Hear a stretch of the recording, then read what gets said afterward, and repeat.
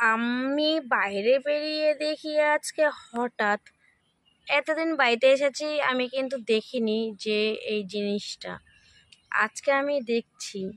এই সিঁড়ির উপরে বসে থাকতে থাকতে হট করে চোখ গেছে, তাই ভাবলাম একটু তোমাদেরও দেখাই। দেখো থানকুনি গাছগুলো হয়েছে, মানে কোথায় কোথায় হয়েছে দেখো।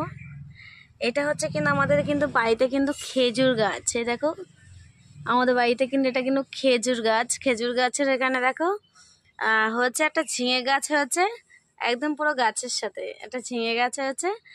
আর হচ্ছে এই যে থানকুনি গাছ হয়েছে একদম পুরো গুড়াই গুড়া দেখো।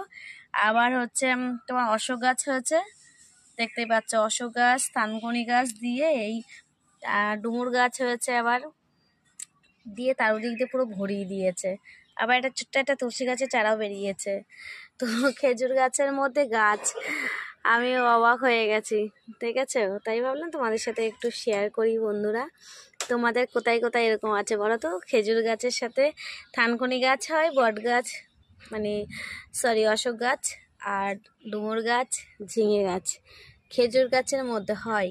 যদি হয় কমেন্ট করে জানিও। টাটা।